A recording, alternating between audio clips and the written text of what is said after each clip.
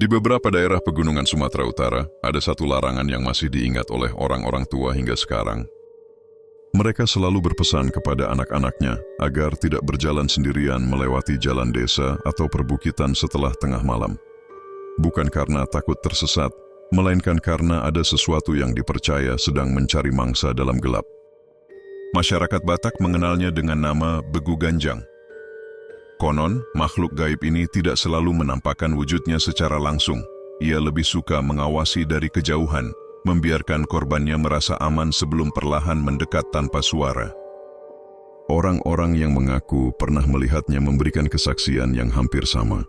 Awalnya sosok itu tampak seperti manusia biasa dengan tubuh kurus dan tinggi. Namun setiap kali diperhatikan lebih lama, tubuhnya akan terus memanjang, semakin tinggi, hingga kepalanya sejajar dengan pucuk pohon. Saat itulah rasa takut berubah menjadi kepanikan. Banyak yang memilih lari tanpa menoleh. Tetapi menurut cerita yang beredar turun-temurun, orang yang sudah dipanggil oleh Begu Ganjang tidak akan mudah lolos begitu saja. Dan kisah yang akan kamu dengarkan malam ini dipercaya berasal dari sebuah desa kecil di kaki pegunungan Sumatera Utara, tempat di mana nama Begu Ganjang masih diucapkan dengan suara pelan.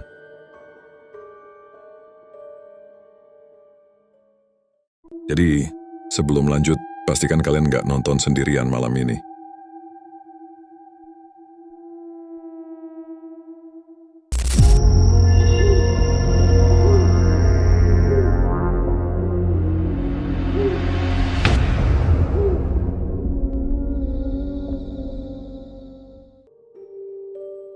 Desa itu berada jauh dari keramaian kota. Di siang hari, suasananya terlihat begitu damai. Hamparan sawah membentang di kaki bukit, sementara rumah-rumah kayu berdiri berjajar menghadap lembah.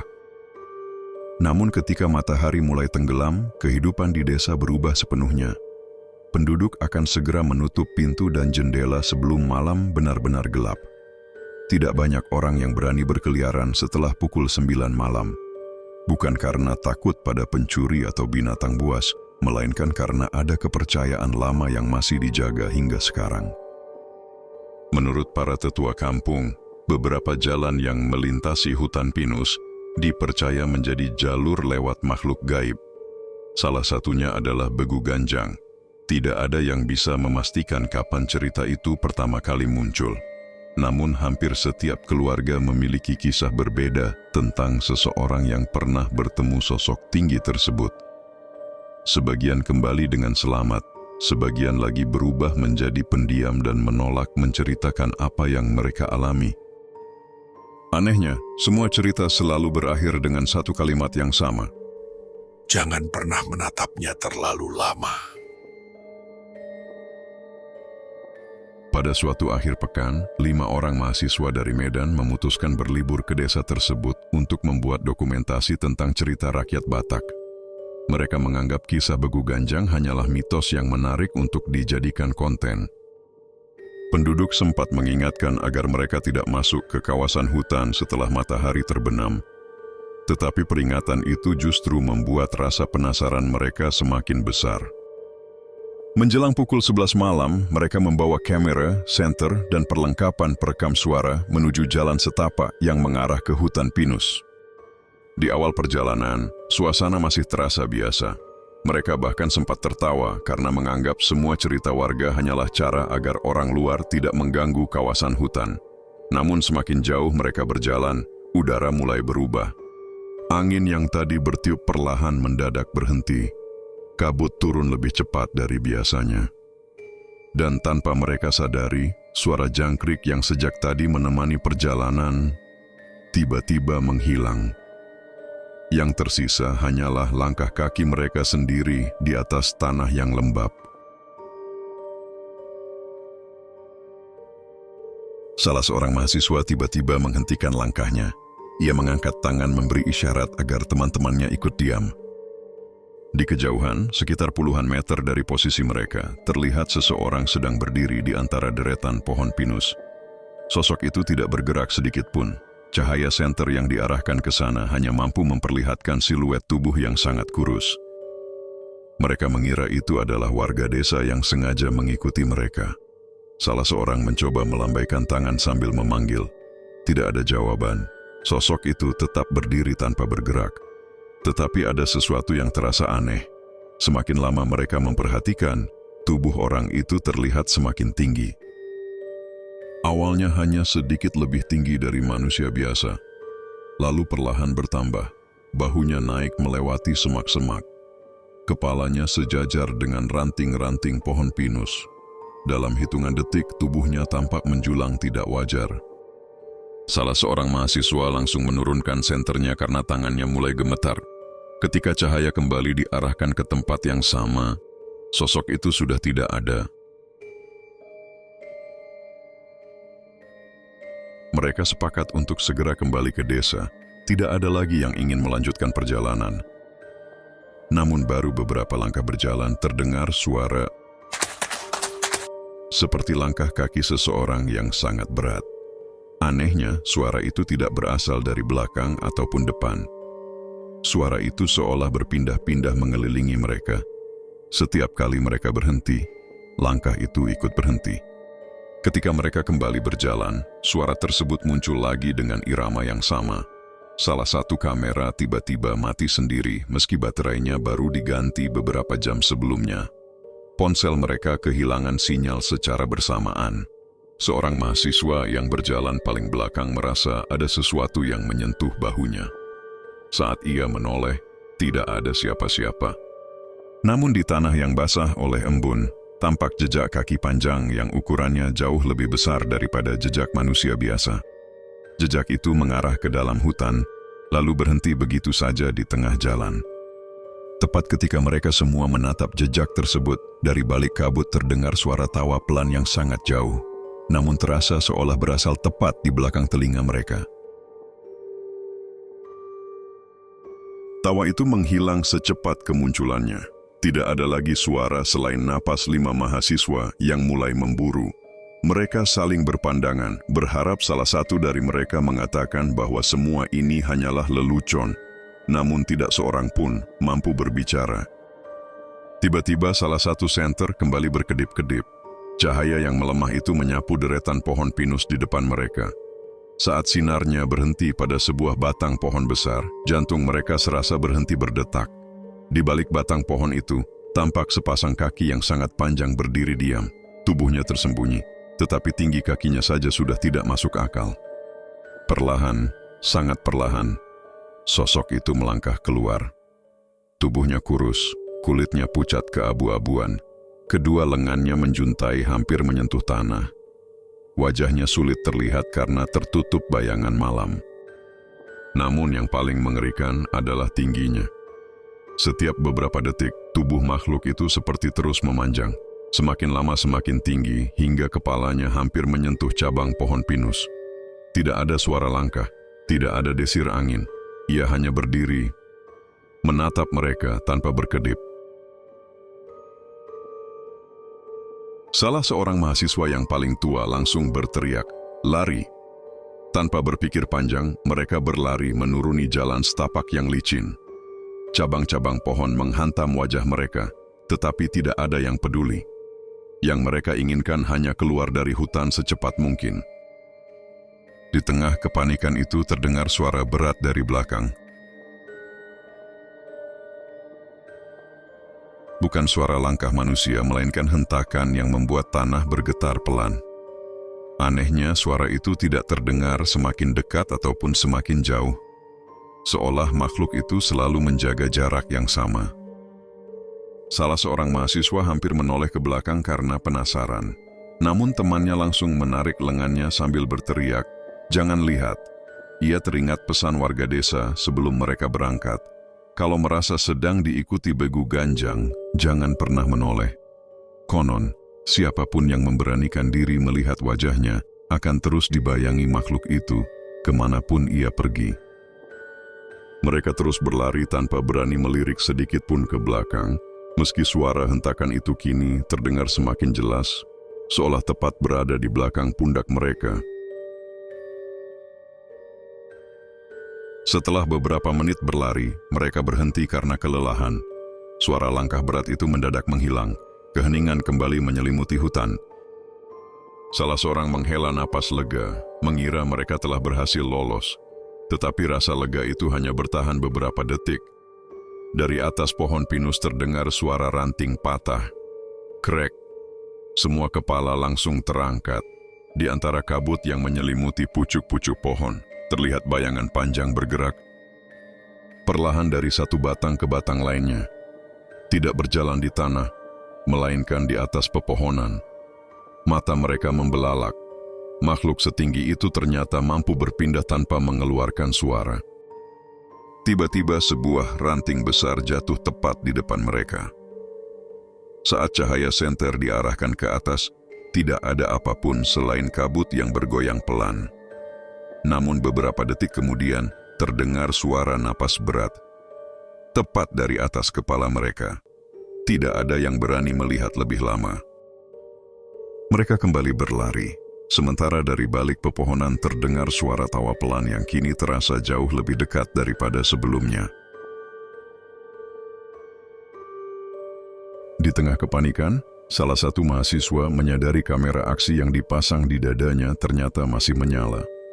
Tanpa menghentikan langkah, ia berharap setidaknya mereka bisa membawa pulang bukti bahwa sesuatu memang mengikuti mereka malam itu.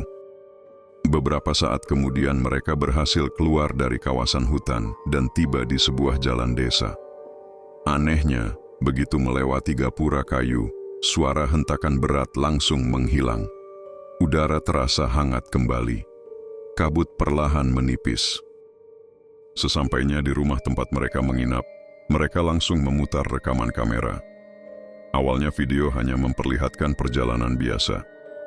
Namun ketika sampai di bagian saat mereka mulai berlari, layar mendadak dipenuhi gangguan seperti siaran televisi rusak. Setelah beberapa detik, gambar kembali normal. Tetapi di kejauhan, tepat di belakang rombongan, terlihat sesosok makhluk yang tingginya hampir menyamai pohon pinus. Yang membuat mereka membeku bukan hanya wujudnya, melainkan fakta bahwa makhluk itu sama sekali tidak berjalan. Tubuhnya meluncur perlahan di atas tanah tanpa menggerakkan kaki. Keesokan paginya, mereka menunjukkan rekaman itu kepada seorang tetua adat yang disegani warga. Lelaki tua itu menatap layar kamera cukup lama tanpa mengucapkan sepatah kata pun. Setelah video selesai, ia menutup layar kamera dengan kain ulos yang dibawanya. Wajahnya tampak jauh lebih serius daripada malam sebelumnya. Dengan suara pelan ia berkata bahwa mereka telah melakukan kesalahan besar. Mereka bukan hanya memasuki tempat yang dianggap sakral, tetapi juga datang dengan niat membuktikan sesuatu yang tidak seharusnya dicari. Menurutnya Begu Ganjang bukan sekadar sosok yang muncul untuk menakut-nakuti. Dalam cerita lama, makhluk itu dipercaya akan mengikuti orang-orang yang telah menarik perhatiannya. Tetua itu lalu bertanya satu persatu, apakah ada di antara mereka yang sempat menatap wajah makhluk tersebut? Seluruh ruangan mendadak sunyi. Salah seorang mahasiswa perlahan mengangkat tangan dengan wajah pucat. Ia mengaku, saat semua orang berlari, ia sempat menoleh, hanya selama 1 detik. Mendengar pengakuan itu, tetua kampung langsung menundukkan kepala dan berkata lirih, "Kalau begitu, terornya baru saja dimulai." Mahasiswa yang mengaku sempat menoleh itu bernama Raka. Sejak malam di hutan pinus, wajahnya terlihat jauh lebih pucat dibanding teman-temannya. Awalnya ia mengira semua itu hanya akibat kelelahan, namun malam berikutnya ia mengalami mimpi yang begitu nyata. Dalam mimpinya, ia berdiri sendirian di tengah kabut tebal. Tidak ada rumah, tidak ada jalan, hanya deretan pohon pinus yang menjulang tinggi. Dari kejauhan terdengar suara hentakan kaki yang berat.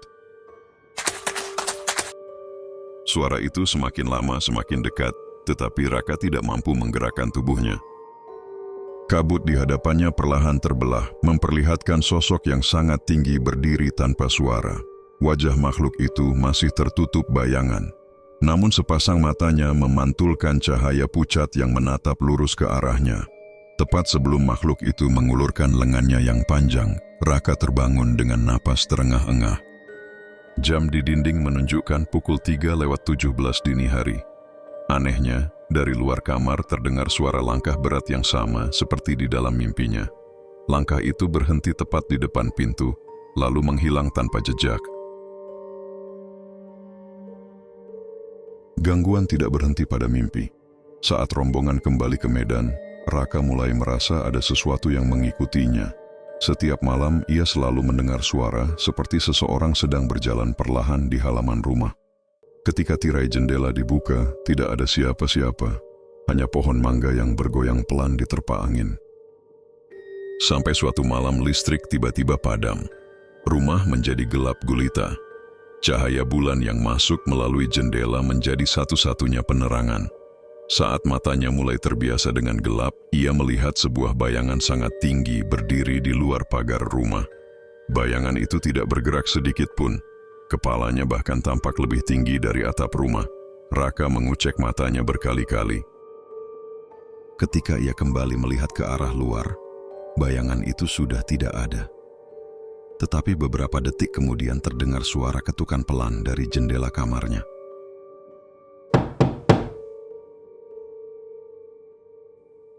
Tepat 3 kali, tubuh Raka langsung membeku. Ia tidak berani mendekat hingga matahari mulai terbit. Karena keadaan Raka semakin memburuk, mereka kembali menemui tetua adat sebelum pulang sepenuhnya ke kota. Kali ini lelaki tua itu membuka sebuah peti kayu tua yang tersimpan di sudut rumah adat. Dari dalamnya ia mengeluarkan gulungan kain ulos yang sudah kusam dimakan usia. Menurut cerita leluhurnya, Begu Ganjang bukan sekadar makhluk yang menakut-nakuti manusia. Dalam sebagian kisah rakyat, sosok itu dipercaya muncul sebagai pertanda bahwa seseorang telah melanggar batas yang dihormati oleh masyarakat setempat. Tetua itu menjelaskan bahwa hutan pinus yang mereka masuki dahulu pernah menjadi tempat yang dijaga dan tidak dimasuki sembarangan oleh warga. Ia menegaskan bahwa tidak semua kisah lama harus dibuktikan dengan kamera. Ada cerita yang diwariskan bukan untuk menakuti, melainkan untuk mengingatkan manusia agar menghormati alam dan adat yang sudah dijaga turun-temurun. Setelah berkata demikian, ia memberikan sehelai ulos kepada Raka dan berpesan agar tidak lagi kembali ke tempat itu hanya karena rasa penasaran. Beberapa minggu berlalu, keadaan Raka mulai membaik. Ia kembali menjalani aktivitas kuliah seperti biasa. Namun suatu sore, saat perjalanan pulang melewati jalan yang berkabut setelah hujan, ia mendengar seseorang memanggil namanya. Suaranya pelan, sangat jauh, tetapi terdengar begitu jelas. Raka berhenti berjalan. Di ujung jalan tampak sesosok tubuh tinggi berdiri di balik kabut. Kali ini, ia tidak merasa takut seperti sebelumnya. Justru ada dorongan aneh yang membuatnya ingin mendekat. Langkahnya bergerak perlahan tanpa sadar. Untungnya, telepon genggamnya tiba-tiba berdering keras, membuyarkan lamunannya. Ketika ia mengangkat kepala kembali, jalan di depannya sudah kosong. Tidak ada siapa-siapa, hanya kabut yang bergerak pelan tertiup angin sore. Saat itu Raka sadar, rasa penasaran masih menjadi senjata paling berbahaya. Seandainya telepon itu tidak berbunyi, mungkin ia akan terus berjalan mengikuti panggilan tersebut tanpa pernah tahu kemana langkahnya akan berakhir. Beberapa bulan setelah kejadian itu, kamera yang mereka gunakan malam di hutan akhirnya berhasil dinyalakan kembali. Mereka berharap seluruh gangguan telah berakhir. Namun, ketika membuka file terakhir yang belum pernah diperiksa, mereka menemukan sesuatu yang membuat seluruh ruangan mendadak hening. Rekaman tersebut diambil beberapa detik sebelum mereka mulai berlari. Kamera mengarah ke jalan kosong, tidak ada siapa-siapa. Lalu perlahan, dari balik kabut, muncul bayangan Begu Ganjang yang sangat tinggi. Makhluk itu tidak melihat ke arah kamera. Ia justru menatap lurus ke arah mereka yang saat itu sedang berdiri di luar frame. Setelah beberapa detik, kepalanya bergerak perlahan, lalu menoleh tepat ke arah lensa. Gambar langsung dipenuhi gangguan sebelum video berhenti sendiri. Tidak ada seorang pun yang berani memutar rekaman itu untuk kedua kalinya. Kamera kemudian disimpan dan tidak pernah digunakan lagi. Hingga kini, Jika ada yang bertanya mengapa mereka tidak pernah lagi membuat konten tentang Begu Ganjang, mereka hanya tersenyum tipis dan menjawab singkat, Ada beberapa cerita yang lebih baik dibiarkan tetap menjadi cerita. beberapa bulan setelah semua kejadian itu, Raka merasa hidupnya kembali normal. Mimpi buruk sudah jarang datang, dan suara langkah berat yang dulu sering terdengar di malam hari perlahan menghilang. Namun ada satu hal yang terus mengganggunya. Ia merasa kisah itu belum benar-benar selesai. Akhirnya bersama dua sahabatnya ia memutuskan kembali ke desa tempat semua peristiwa itu bermula.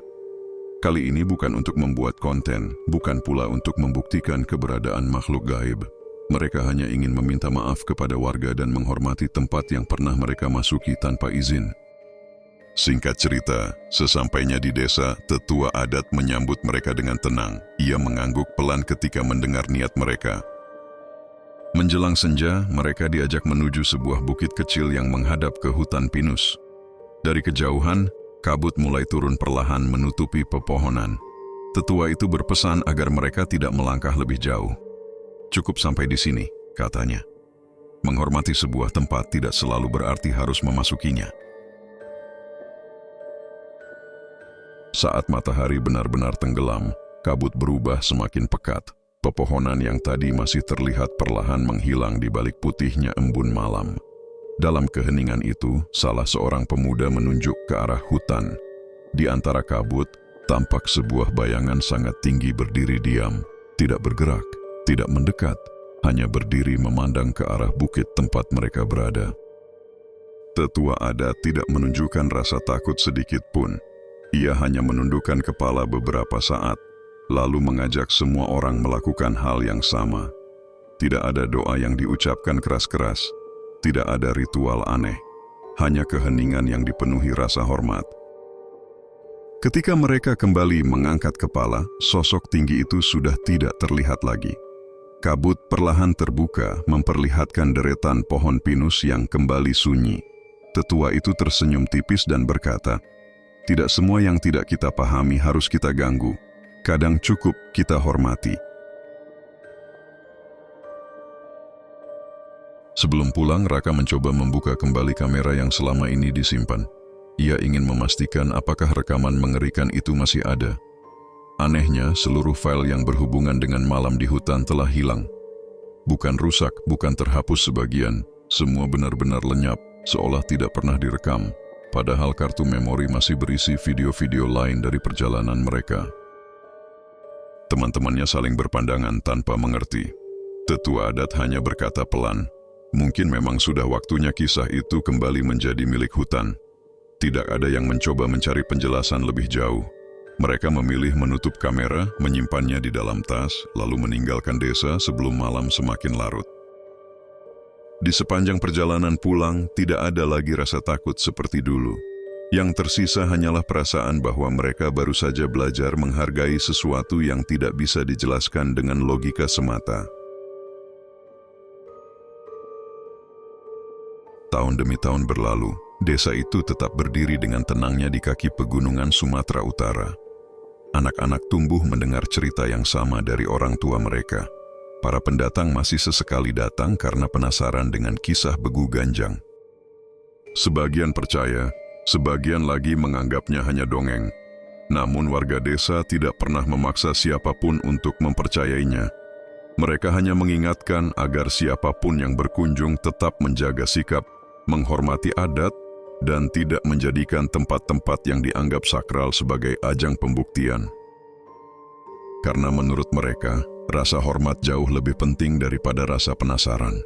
Dan mungkin, justru itulah pesan yang sebenarnya diwariskan melalui legenda Begu Ganjang selama bertahun-tahun. Kalau suatu hari nanti kamu berkunjung ke pegunungan Sumatera Utara, lalu melewati jalan pinus yang sunyi ketika kabut mulai turun, mungkin kamu akan teringat pada kisah ini. Mungkin tidak akan terjadi apa-apa. Mungkin juga kamu hanya akan mendengar suara angin yang melewati pepohonan. Tetapi jika tiba-tiba semua suara di sekitarmu menghilang, lalu kamu merasa ada sesuatu yang berdiri jauh di balik kabut, tidak perlu mencari tahu lebih dekat. Tidak semua misteri harus dikejar jawabannya. Ada cerita yang diciptakan untuk mengingatkan manusia agar tetap rendah hati di hadapan alam dan menghormati kepercayaan masyarakat setempat. Dan kalau suatu malam saat berjalan sendirian, kamu merasa bayangan di depanmu tampak lebih tinggi daripada pohon-pohon di sekitarnya, teruslah melangkah, tidak perlu menoleh. Karena terkadang, yang paling menakutkan bukanlah apa yang berhasil kita lihat, melainkan apa yang diam-diam sedang memperhatikan kita dari balik kegelapan. Percaya atau tidak, keputusan ada di tanganmu. Tapi kalau suatu hari nanti, kamu melewati hutan pinus yang tiba-tiba menjadi sangat sunyi, lalu melihat bayangan yang tingginya melebihi pohon-pohon di sekitarmu, semoga kamu masih ingat satu pesan dari kisah malam ini. Jangan pernah menoleh terlalu lama. Sampai jumpa di kisah urban legend berikutnya, hanya di Warga Malam.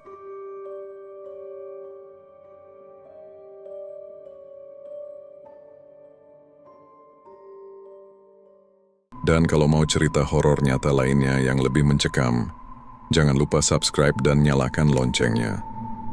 Kadang yang paling menyeramkan bukan sosok yang muncul di kegelapan, tapi rasa kehilangan yang tidak pernah benar-benar hilang. Saya Ale pamit, selamat malam.